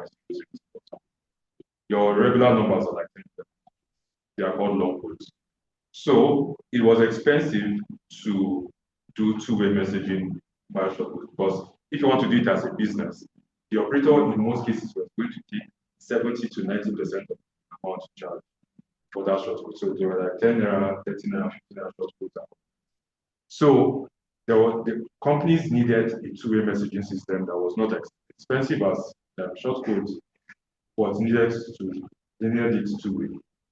We had found a company, we were able to get an SMS server, put in a SIM card inside it, you could text it, it was sitting in the data center of one of some of the pension fund administrators. So we worked with like top 5 pension fund and insurance companies. So when you text like BAL, like balance, it will go in, query it and say, hey, Tony, to fetch your name, your retirement savings account balance as that. This is this amount, and sends it to you. Right. When we knew we could do that very well, the company that wanted us to deploy the solution for them came and told us that, hey, we want you guys to do this, but you have to set it up and then we'll pay you later. Guys, ladies, I'm speaking this one now, forget gender, I'm going to be very specific because we're all learning. Ladies do this a lot. They like giving out stuff and hoping that people pay them later. That's the fastest way to kill your business. Whether you're a guy or a lady, you do that. Never go into selling stuff on credit. They will collect it, and the stories they will tell you is how innovation starts. Like they are very innovative when it comes to this, when it comes to paper. So we told them, no, that's not a company policy. You need to make a deposit, we'll come set up the solution, and then you can pay the balance when we're done. So in fact, my boss at the time was my dad. He's a very kind guy. He was almost saying, let's just go do this. But I'm not such a nice person when it comes to business. Outside of business, my friends are friends. So I told him, no, we're not going to do it. And I stood my ground. We didn't hear from them. 2 days, 3 days. I know this is a big company, it's big money. 5 days, 1 week, 2 weeks. And then the call came. They were like, hey, we have your check. Because I'm sure they had checked. And no other person could do it for them. And we were like, oh, we need these guys now. And we went, and that was the foundation of the smooth working relationship with those guys for many years. So other people, they'll pay them after they've done the job. For our company, they always were paying us for, right? So sometimes don't get scared by a customer and feel like, oh, this customer, they are so big, I'm so small. No, if you build something, have confidence. That's why we talk about speaking confidence. Confidence is so key in business. You can't underestimate it. If you have confidence, you can sell crap and people buy it. But if you're shy, you can have a great product and nobody's going to know about the point. Right. So yes, somebody had a question. I think we just take 2 more questions and wrap up so you guys enjoy. My question is, I think product ideation is one of the most challenging part. So I'd like you to walk us through your perspective of coming up with the product idea, and also like to ask about sustainability. So the perspective that you hold on sustainability when creating the product and creating the product, and whether or not the sustainability is guaranteed to last for long.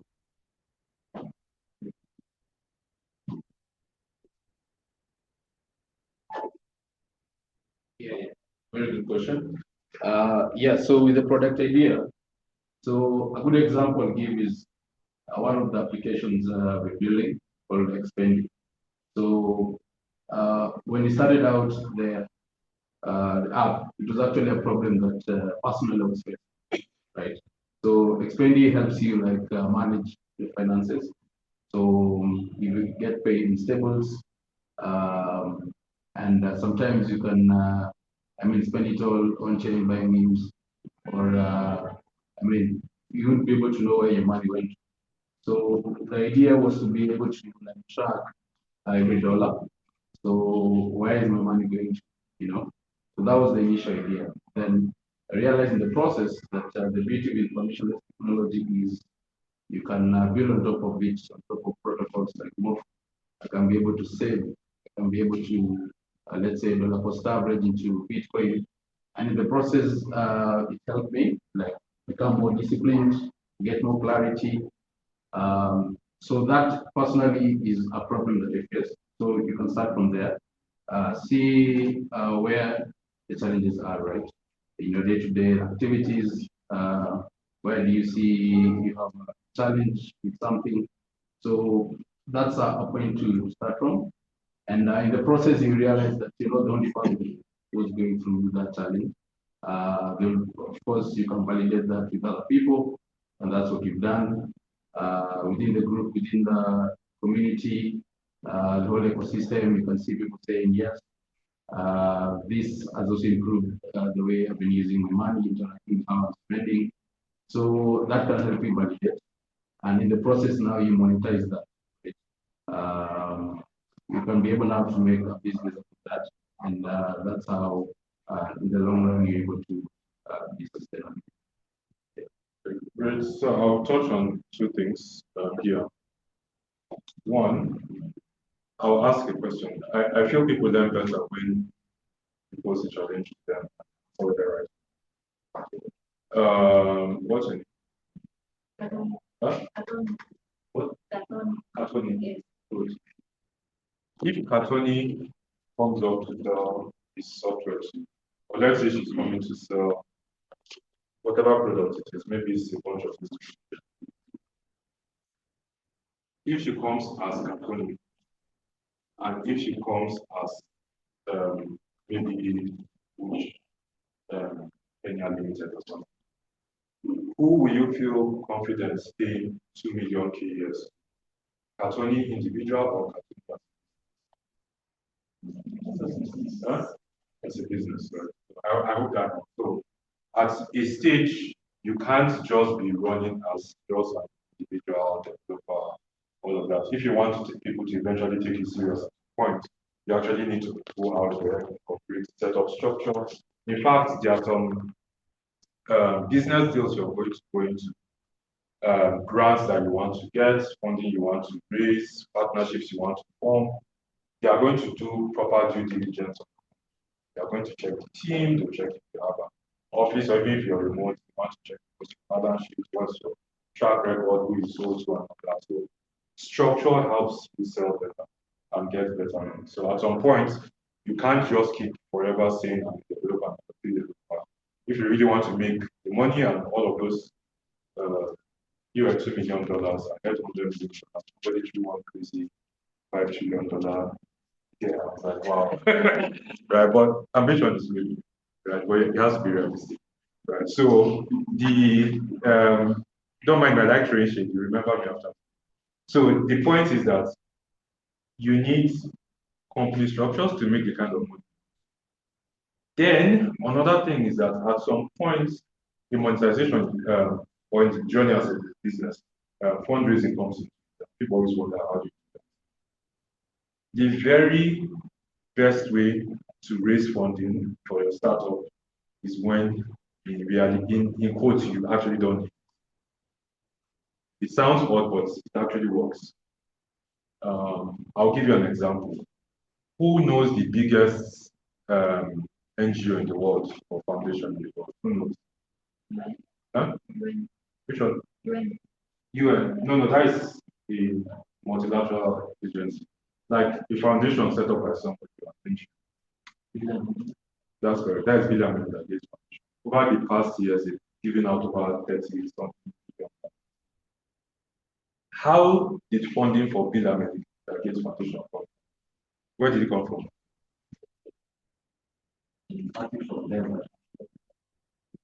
Yeah, it started from them. They actually had built a Microsoft.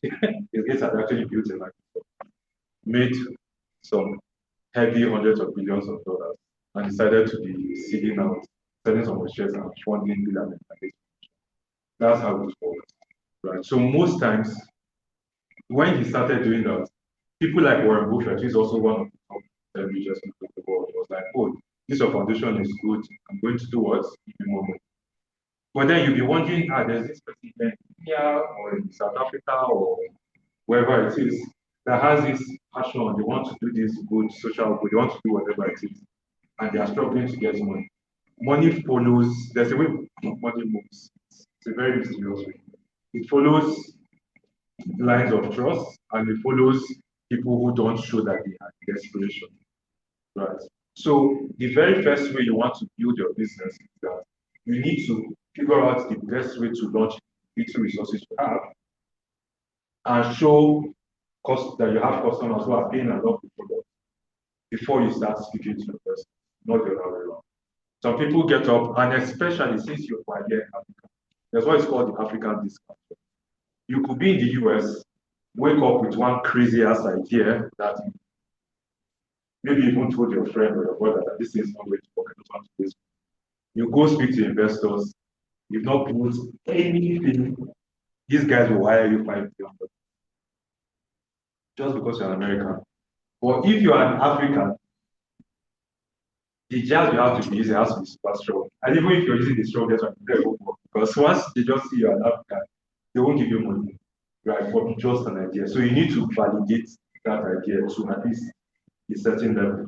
Show that you can get this thing off the ground, people are paying for it, then they will now, it's now easy for them to come in and do that. That's what me and my co-founder did. Don't put in our money and our time, sweat, capital, everything. Got it off the ground. Then, in fact, one of the investors, the number of the investors were people inbound. One of them saw our post on Twitter and was like, "Hi Timon," because they didn't even know who the guys were behind Timon. They're like, "Hi Timon, we see a lot of people talking about that your product was very well on Twitter. Are you guys raising funding?" So we're like, "Okay, yeah, we are at this point." So they reached out to us, and at that point, they invested $100. And that's just a small fraction of it. The point is that you need to get something out there so that people know that people are actually using it. Great. So I plan to stop at 5:30. Do we take that or we just wrap it up? Yeah, I think. Okay, so let's take it very quick.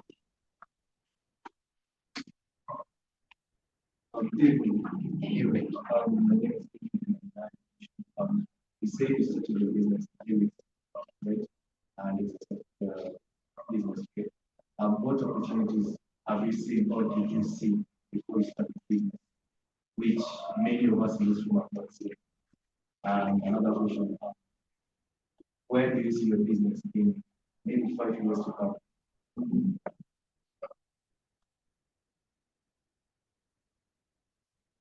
Yeah, thank you. Yeah, so I really believe first thing is I believe in my skill set. and my co-founder does as well. So we believe that we can build software, really good software that has an appeal to the ecosystem. And our goal is to actually build software that eventually we're going to also exit, like be able to start to entities that we require that software. And I think that's our biggest goal. And retire in the farm with lots of people. Okay, so just one point before we wrap up. You talked about exit. That's very important. It's a growing culture. It hasn't caught up yet in Africa, but it's something that a lot of businesses start in Africa and stay small because of how the founders. They build something, and if you have the company, it's 100% shares. Some people struggle to own 30%, 40%, 60% of something that stays small.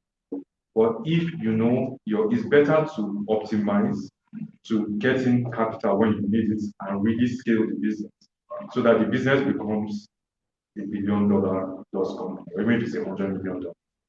So there's unicorn $1 billion, there's gazelle. I advise people to be realistic, aim to get to your gazelle level before the unicorn level. So because there's something about rewarding yourself, both mentally, real rewards, take yourself out of trouble as you go on that journey, because it's a long, stressful journey. So you need to build a support system and reward system that works. It's better to own 10% of a $1 billion, because that means 10% of $1 billion is what? $100 million, than to own 100% of a $1 million company. Right. So when the time comes, because eventually to that, when you build companies, optimize to grow the pie so big that even when you start taking investment and you're not fighting the wrong battle of trying to own a large part and miss out on opportunities. Right? You want to optimize to get the company so big that even if you dilute inch around receipts, receipt seats, you still get something. Right. So I would like to stop here. Thank you guys for your time. Yeah, one question. You're not talking about one. Okay, I did at the beginning. Yes. Who here didn't hear it? Okay, but it's fine. Yeah, maybe I like the marketing. question he wants to ask Is it? is whether there will be a part of Eh? Yeah, so I know that. Eh? I know there's goodies, right? Yes, what? There's goodies, right? Goodies. Goodies for Yeah, sign up. okay. Yeah. Sign up. So, okay, yes, I'll tell you something. The goodies of Timon. So, anybody here who is smart should leave this room downloading Timon, and I'll tell you why. We've iterated on so many things, and we've kind of figured out what our next major growth loop is going to be, and it's going to be launching in a week or two. Is referrals, right? We get a lot of people who talk about it. So what we're launching very soon is when you sign up and let's say you refer to someone, right? And the person does a cumulative transaction with their card. So because we give you virtual cards, physical cards, and you can do payouts in multiple countries. When they do up to $100, so somebody you signed up has done up to $100, either in card payments, online or physical, or they do payouts. When they sign up first, we give them like free card and leasing. And when they do up to $100, we give you $10 for bringing that person to that. So that means you brought in a real user, not just somebody who just signed. What that means is that if you're very active and you have a strong community, or you know how to market and sell and tell people about it, because it's actually something that saves lives for people to travel, or even for remittance and payments. You get 100 people and you do $10, get $10 in referrals. Do the math, how much is that? $10, 100 people, how much is that? Huh? Okay. $1,000. So we decided that that's how we want to go beyond just spending money on shoving into Apple, Google Ads, Facebook, Instagram, all of that. We want to actually monetize people who actually go out and get your people who need the product to use it and make money. So before I leave, so that means I like math. If you get 1,000 people in a year, and those people, and you're getting $10 from each of them, what does that mean? Huh? You guys say it with your full chest. It doesn't sound real. $10,000. So that's my Timon story and how you can do it. Thank you. So what's very important, the Pharaoh code. A, the code is WTC. Yeah. And like in the commitments now, we have 2,000, Wi-Fi. Yeah, so for each person, when you sign up, you get your own referral. Yeah. So that is the QR code. Yeah, just the scanner. But I can just go to use on US and you get into that. Please, I beg you, don't leave this place without installing Timon. Timon has supported us very much. Even with the event we had last week, the techies and creative event, Timon came through. Yeah, and I love when African startups support other better to have Timon in the room than to have a this guy is going to be hard.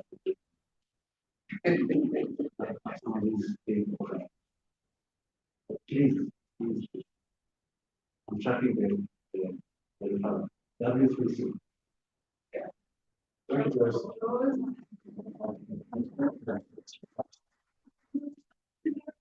Anyone worthy of the back account from the audience who had promised the loudest of the Who was the loudest person?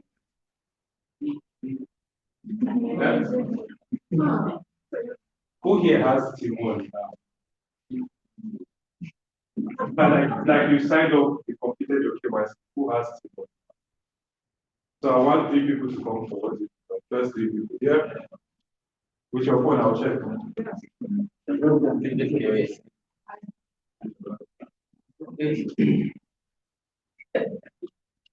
Who has Timon? Open your Timon app and show me how to. Excuse me.